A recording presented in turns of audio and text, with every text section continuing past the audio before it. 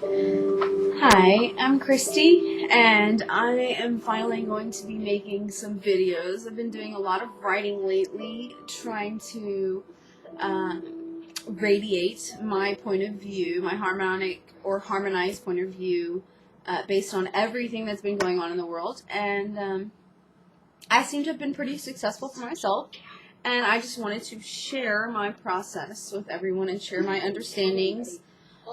They come from a place of divine unity, which is accessible to anyone. There's been reports out of lots of mind control type stuff going on with, the powers that be. There was an article, actually what sparked this was a series of articles that came out, one involving the ability, or should I say the release of the information that they have the ability to map dreams and actually make a visual representation of those dreams. So they can take brain frequencies and a full range of neurological frequencies. Emotions are incorporated in that as well. And they can actually recreate the dream state in a video or holographic form. And, of course, they're not keeping this only for dream states. That's what they want you to believe. The other article that I read was an article by scientists stating that ET abductions are an effect of the dream state, basically that they're not real.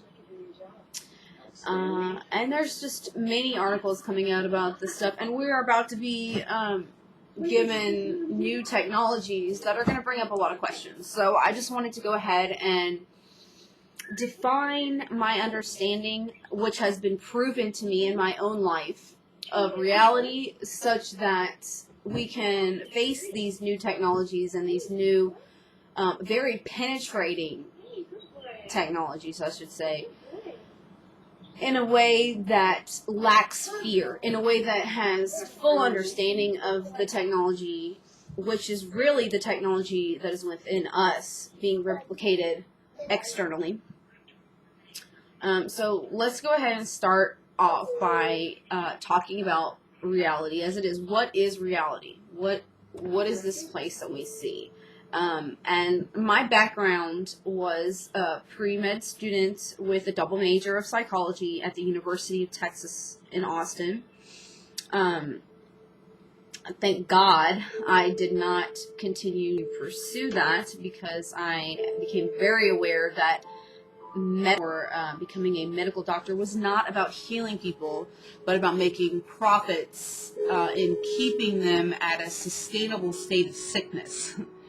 And psychology, the area of psychology as far as career-wise, has also been usurped by the forces, powers that are seeking to control people via the mind. And again, you find out is a complete illusion, because when you understand the nature of your reality, you understand that my role imposed by another is not possible. It is only something that you personally can allow someone else to do to you. And now I know that that's very debatable on the surface, but when we start to really define what our reality is, it becomes very clear. Now, let's break it down to some basic physics first. Okay, when we see something, what we're really doing is we are picking up the frequencies that something emits, and we are translating it. Okay, now what is this emission going on, and how do we pick up frequencies? Well, that's all an effect of the torsion field. It's all about spin. The nature of reality is this consciousness itself.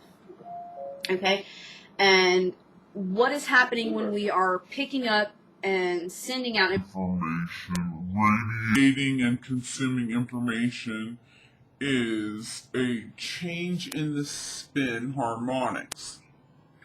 So if you look at your eye, which picks up visible light frequencies, if you look very closely at it, you are looking into a black hole. It is a type of black hole, which is absorbing information and then radiating information out.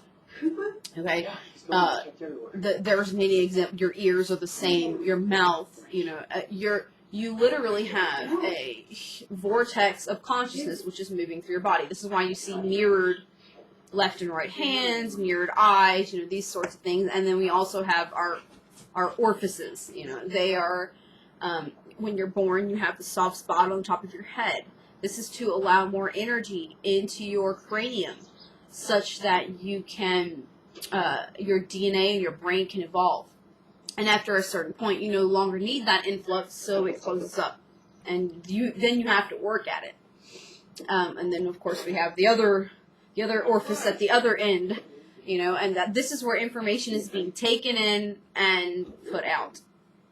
And in this case, what is not needed is put out down there, and what is needed is radiated through our entire body.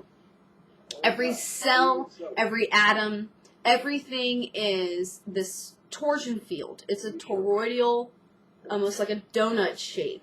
It's got two vortexes, one at the top and one at the bottom, and there's a donut shape that's around it.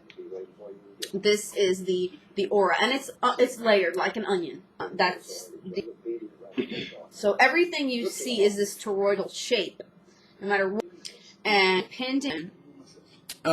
depending on its frequency matrix that's pulsing out, basically its pulse, how fast it's pulsing, that determines what you perceive it as. And your perception is also involved in this. So it's a communicatory pulsing, which enables you to perceive something.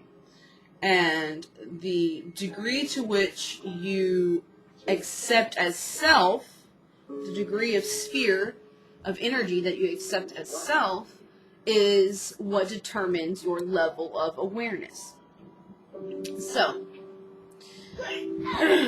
in this time where things are becoming polarized, we are gaining a larger spectrum from which to choose from. Now, who we are, most people, when you ask them who they are, they think of their personality. Well, your personality is created only based on a set of parameters of your current reality, your current situation. It's sort of like right now you're in a third-dimensional box, and what you call personality is only subject to the parameters of that box. So if you were not in that box, you'd be different. So basically your personality is a sort of variable. It is not the whole equation of you. What the whole equation is infinite possibility. You are infinity. That is omnipotent, omnipresent, and omniscient. All-knowing, everywhere, all-present, and all-powerful. That is what consciousness itself is. And the individuation of consciousness that creates what appears to be separation is the vortex. The vortex is sort of the steering wheel, the modulator, if you will, of consciousness. Consciousness in itself is wholly unified. Infinite possibilities are there. It is the Aether that is all around us. And it has different densities depending on the amount of polarization within the plasma field that is 0-point energy. And it also, that could be considered your aperture, if you will. The amount that you are unified with, that you know as self, is your level of awareness. So, and now to tie this all into the articles that I've been reading on mind control and everything, we have to do a little bit of background into what these mind control devices are. Now, many of you have been hearing about 0-point energy, Flower of Life, the Ark of the Covenant, the Tree of Life. These are all the same thing.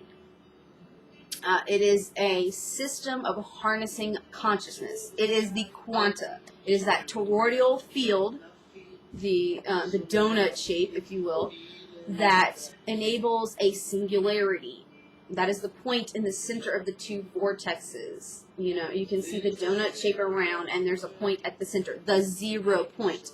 That is where all information can be taken in and compressed into one perspective, one whole. And at that 0 point is actually points within, and we place everything that we know in this still new.